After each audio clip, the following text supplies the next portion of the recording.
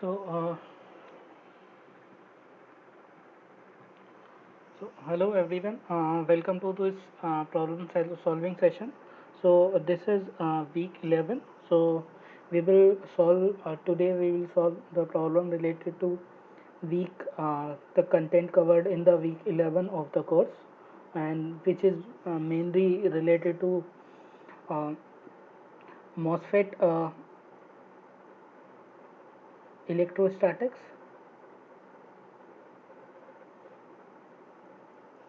and all the gate controls and other thing. Yeah, so let's go ahead with this. So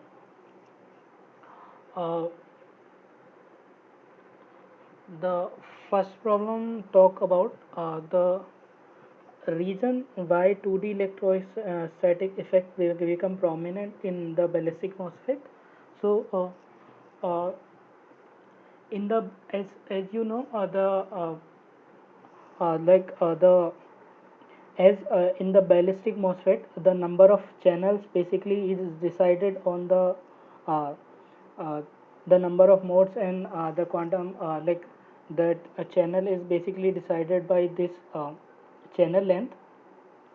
So in case of in case of large large length, when L is very large uh, compared to there is the one length parameter like called Debye length, LD Debye length, which is related to the screening of uh, the Debye length is basically related to the screening of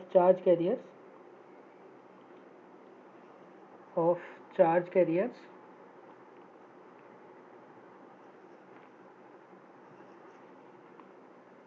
uh, charge carriers uh, uh, is screening of immobile charge carriers by the mobile carrier. So basically, if the if a piece of semiconductor has some positive and negative charge carriers, so if we represent positive as positive, so these are fixed charge carriers, and if we represent the negative charge as electrons, so this when we apply a gate bias, so this the positive charge or this is surrounded, like if it is a higher potential, then it is surrounded this all the negative charge will move towards this higher potential, and this the charge of this ion is basically uh, screened by the screened by this negative charge around. So this they will move when we apply the potential. So basically this charge is screened, and that lead to the Debye length. Okay, so now if the channel is uh, uh, compare so in the ballistic MOSFET, what happens is, like if the your channel length is quite large, so what happens is, if we draw the band diagram across this cut line, so the in the long channel MOSFET band diagram will look like this. So if so this is source, this is channel, this is drain. So if even if we apply the some gate drain bias, so this barrier at the this source to gate barrier or source to substrate barrier, this barrier is not affected by the drain bias. So and the correspondingly, because this channel length is large, so the field along suppose we apply a finite drain to source voltage VDS. So for particular value of VDS, for large channel length, the field in this direction, field in the direction of, suppose if we call it as this is the x direction, so if we call it this as a x direction and this as a y direction, so since the y direction the thickness are in the order of a few angstrom or few nanometers. So and the uh, in the x direction, the typical length order scale is around tens of or hundreds of nanometer level dimensions. So the in the long channel MOSFET, this field in this x x direction. So this x direction is quite big compared to the field in the y direction. So if we try to solve the Poisson equation, so that is del dot D equals to rho v, or we can write del uh, dou psi by dou x square plus dou psi by d by square, partial derivative with respect to y, and then if we represent rho x by epsilon. So in case of uh,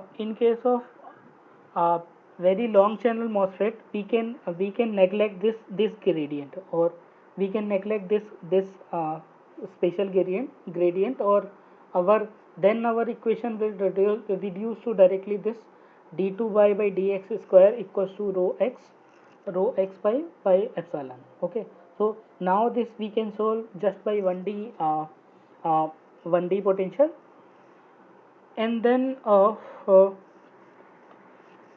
but if our channel length is but as we reduce the our channel length, so this the field in this direction, field in x direction or ex, is comparable to the field in y direction. So this do d like partial double derivative with respect to psi will not be will make we can't neglect this derivative, and we need to solve the completely this 2D equation. So then this short channel length effect, so this 2D electrostatics effect we need to consider for a short channel length. So so the correct answer will be B, short channel length. Okay, so with that let's move to next problem. So the approximate inversion thickness,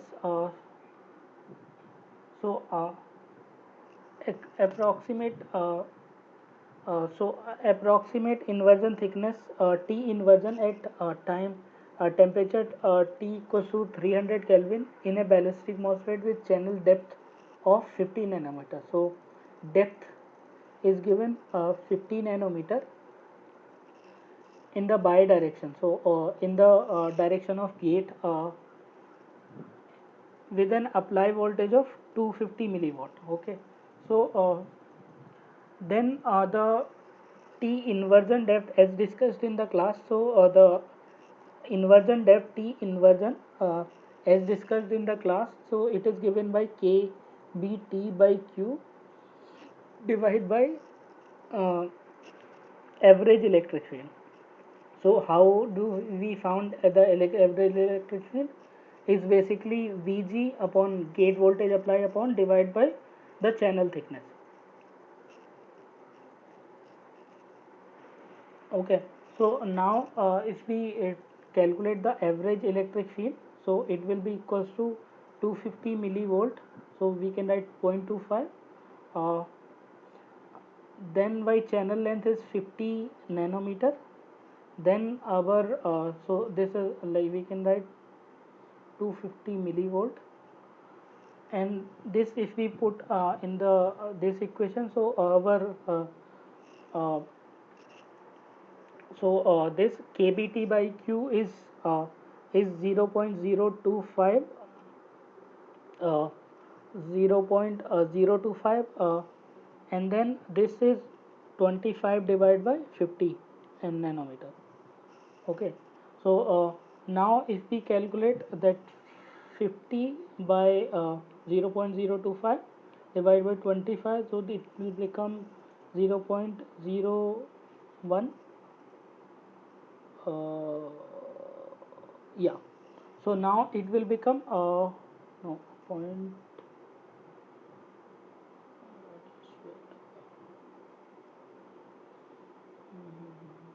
Yeah, so now it will become 0.01. So now it, the length scale millivolt, 25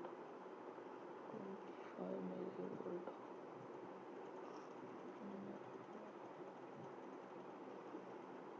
Okay, this is 250 millivolt, not 25.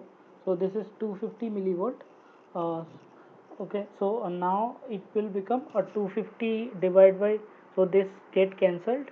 So now it will, this is uh,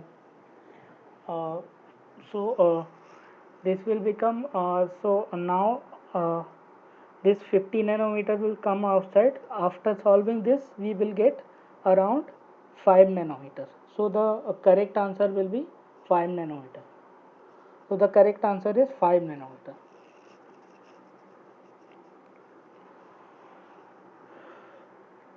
So with this, let's move to next problem.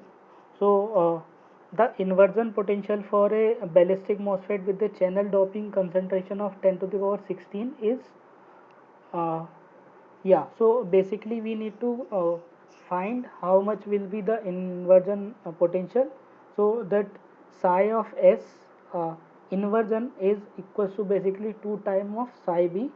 So this psi B is basically your KT by Q ln uh, uh, NA or ND by, uh, so basically it's given, the doping concentration is given by Na or Nd, because it's not specified which type of MOSFET is there, but this equation is valid. So for p type MOSFET, this will be negative, and for n type MOSFET it will be positive. So this is Nd by Ni.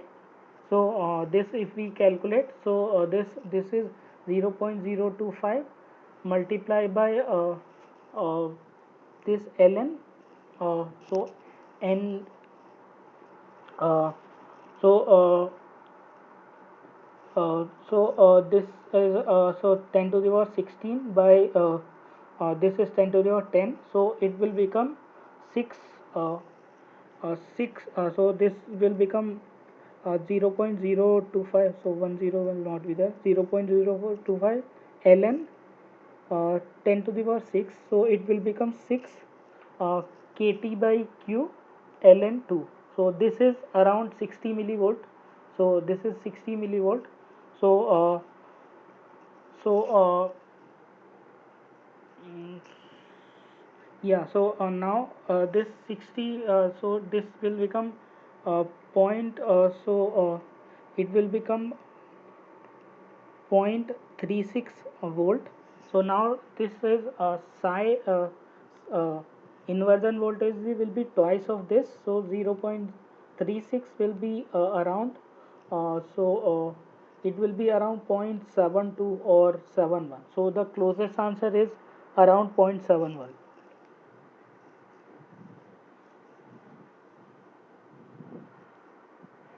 Okay, so with this, let's move to next problem. Okay, so if the dielectric constant, uh,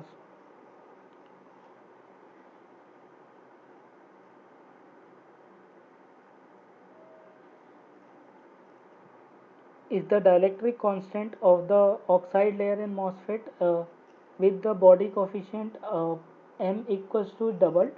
So Eox is twice time Eox, then what percentage change in the threshold voltage? So basically threshold voltage is Vg is uh, 1 plus Cd by Cox times psi s.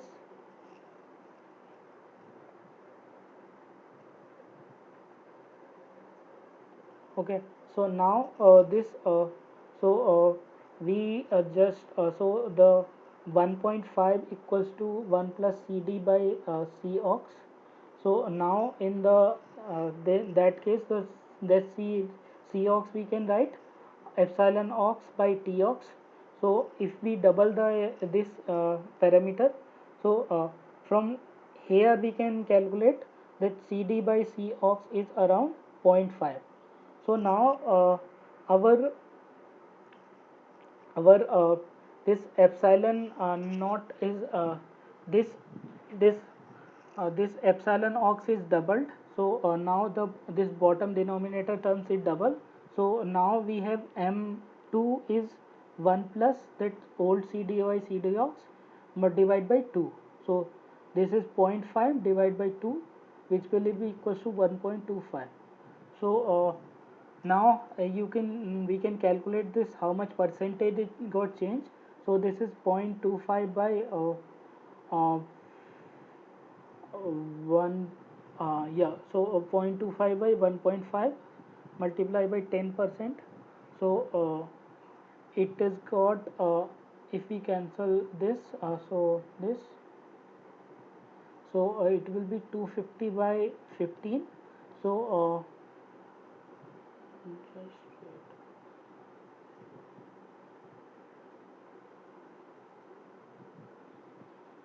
okay. So yeah, so now earlier it was 1.5 and now it's 1.25. So the change, how much changes this?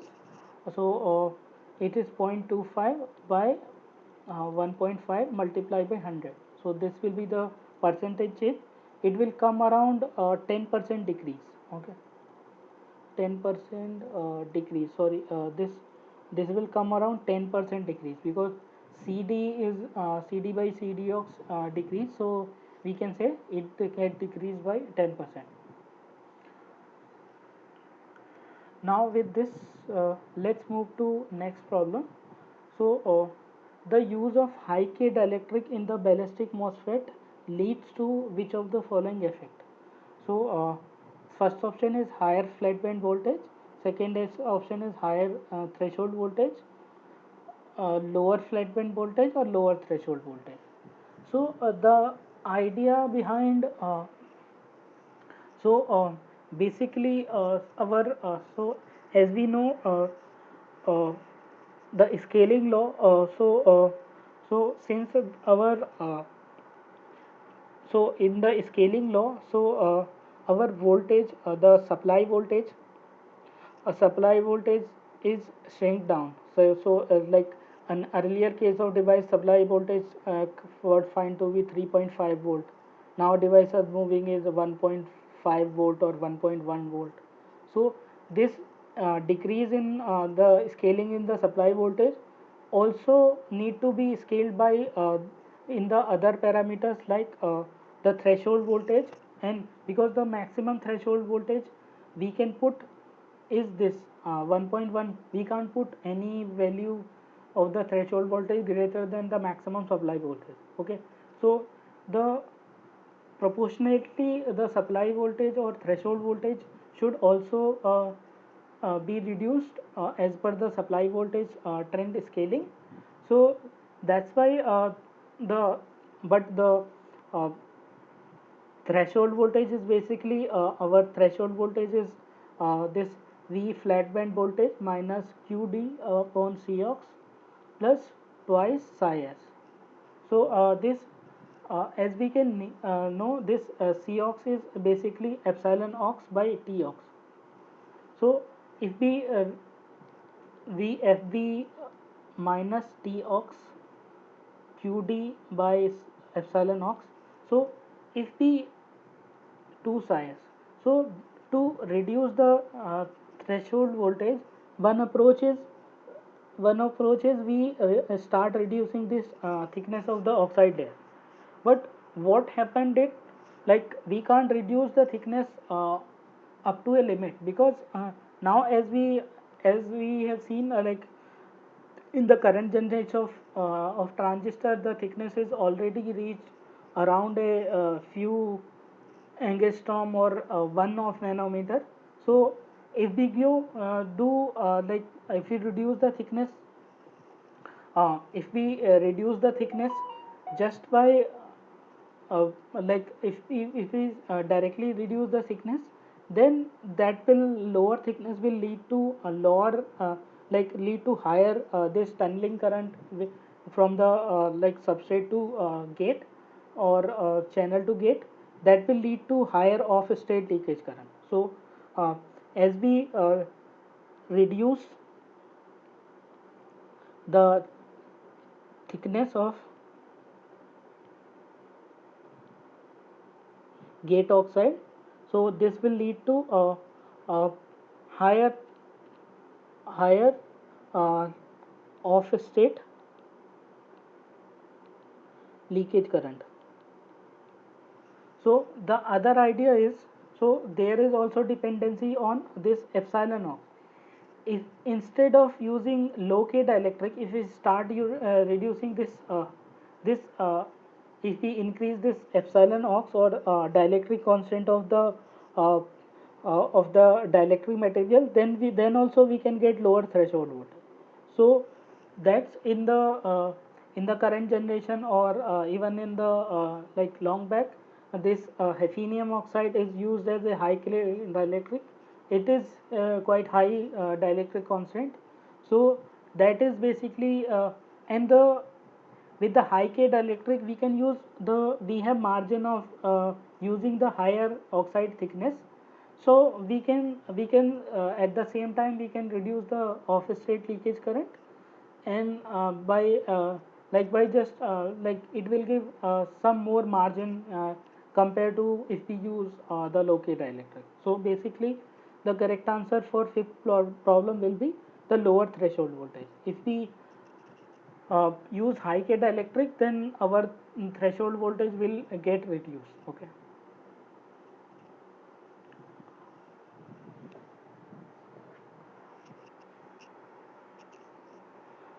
So let's move to next problem. Yeah. So a ballistic channel is made up of doped silicon with doping concentration of this. What is the minimum length of this channel to reduce the effect of drain voltage? Okay, so as discussed in the class, so the minimum channel length is basically limited by this charge screening at the drain source terminal. So basically that is limited by the charge screening is divide that charge screening is basically characterized by this debye length.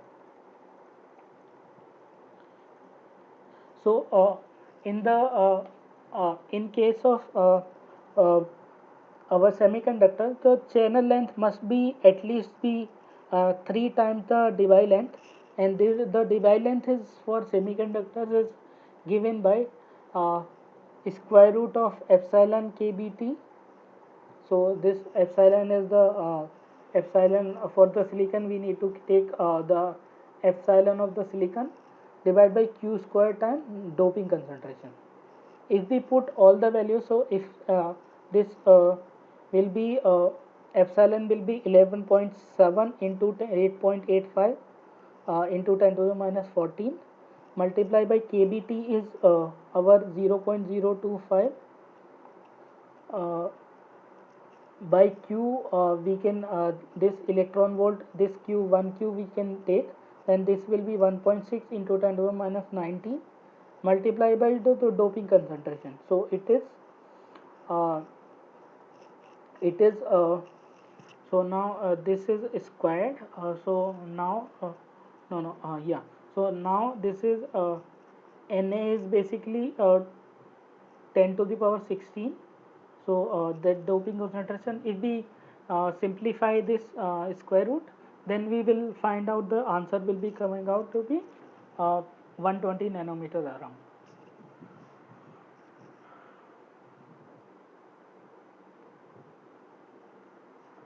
So with this let's move to next problem.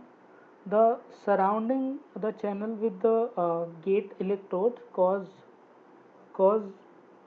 uh, uh, something which reduces, yeah. So if we in the suppose this current generation of or FDSOI MOSFET, fully depleted silicon on insulator MOSFET, or ultra thin body SOI MOSFET, or FinFET. So in these kind of devices, if we see, or even like uh, recent nanosheet MOSFET, uh, or gate all around devices. So this kind of MOSFET, as we see, the the channel is surrounded at least in two directions. So this is SOI MOSFET. So the gate in this direction. So this is the gate oxide, and this is the gate. So basically, what happens is, and this is the drain. Okay, this is the source. So in this kind of MOSFET, uh, this field line from drain, it will terminate at the both of the junction. Okay, and compared to bulk MOSFET, uh,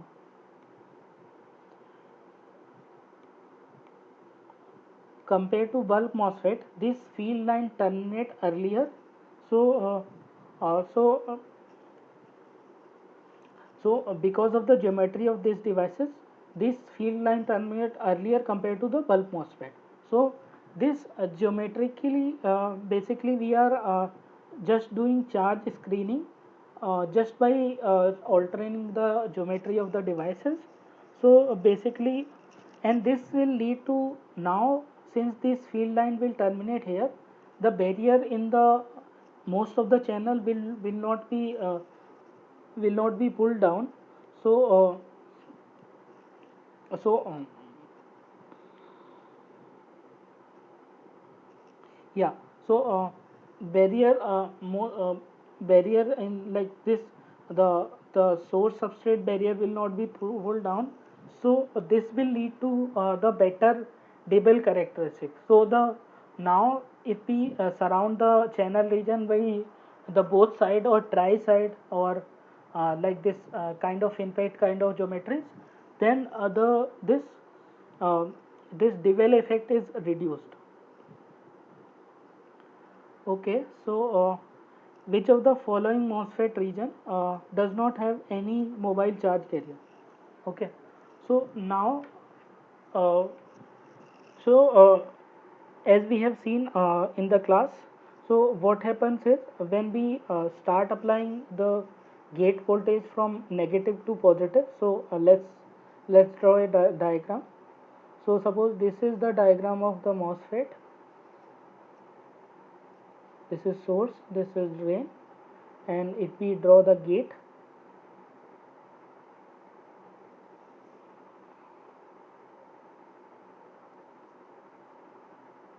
so this is gate.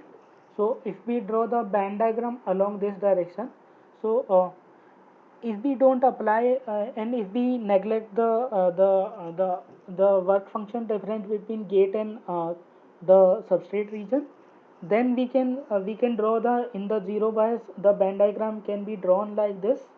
So it is this.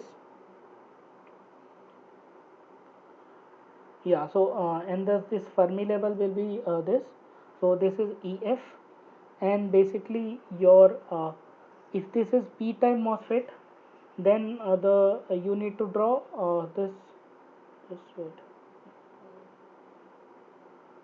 uh,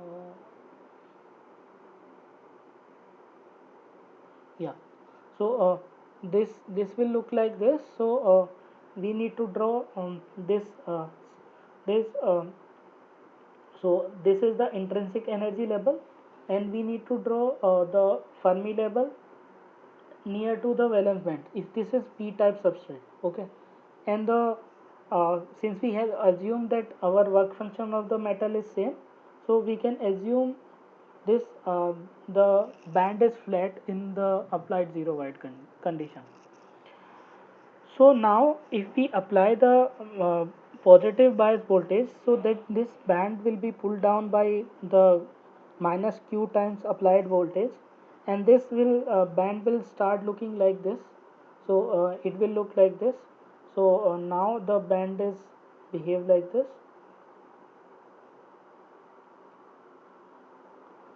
Similarly, the band is like this. So this also will get pulled down. So as we can see, this is becoming more and more n type.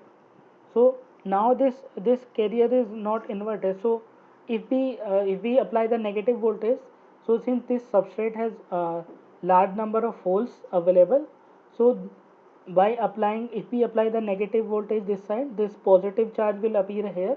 This holes will get attracted, no, no, positive voltage this side, negative charge will appear here. The holes will get attracted to this, towards the sub towards this side, towards the interface side, and we will see the accumulation region. So if we plot the log of mod of q times vgs, then we will see,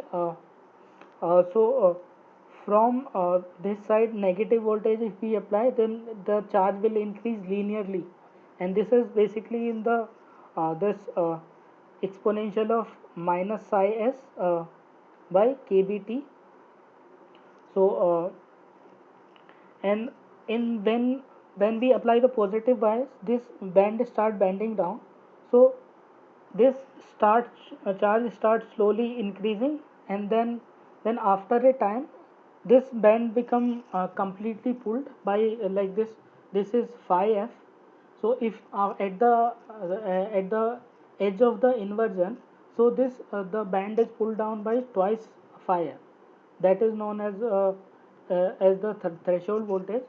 So after that, this charge will come from, like charge will increase linearly with this.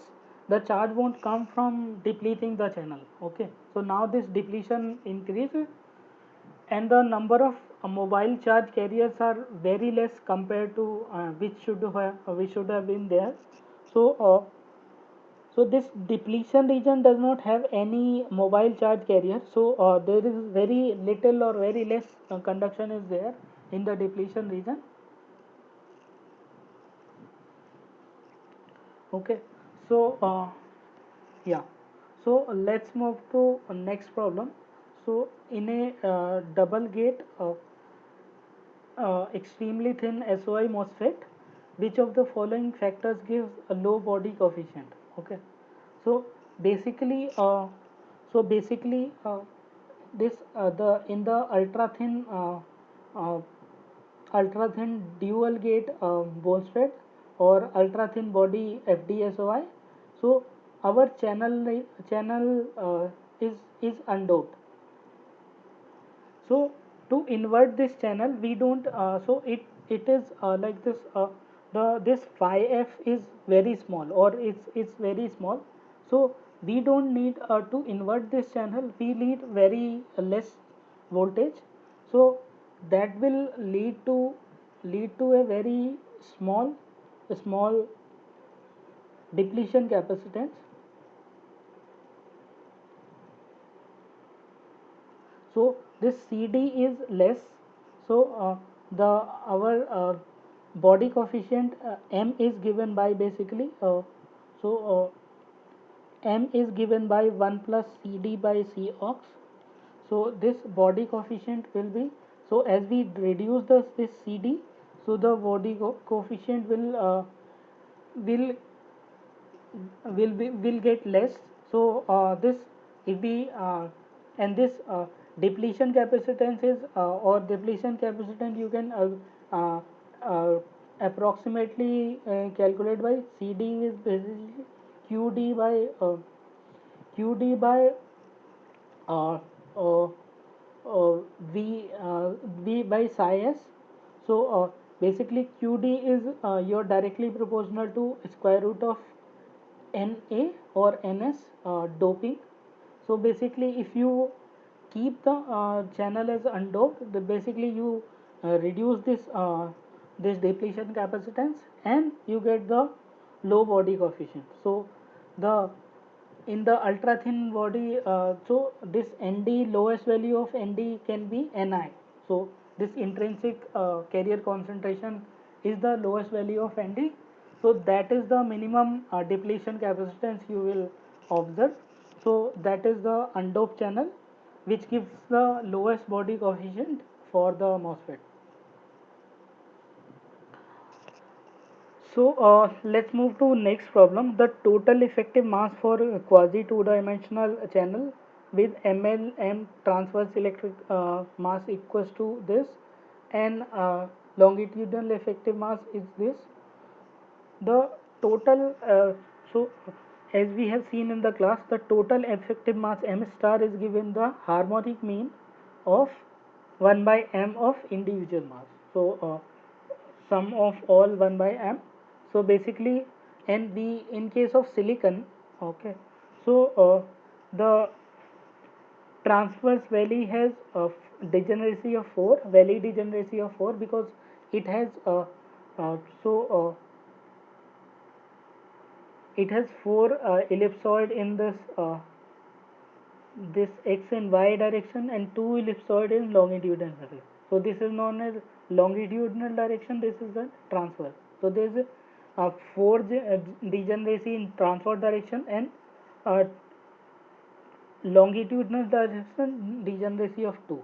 So we need to account the in while calculating the effective effective uh, effective like total effective mass, we need to account for this valley degeneracy. Okay, so now if we put all the values, so this is m star, and this harmonic mean if we take, this will be the 1 over 6, and this for it will be 2 times ml plus 4 times mt.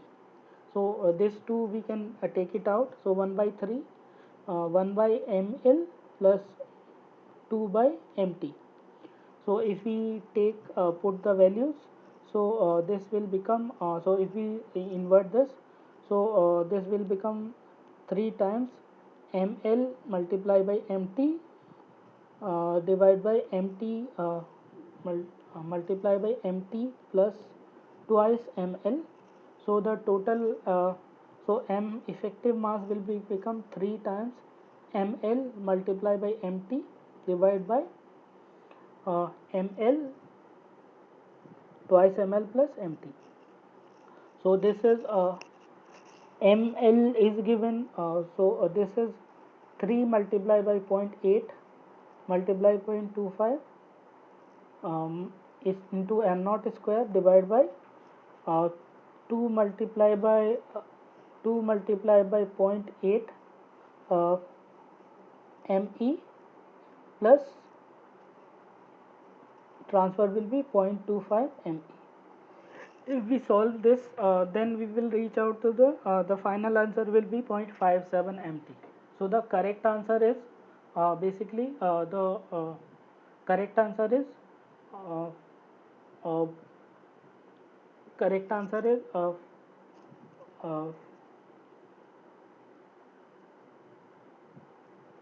yes.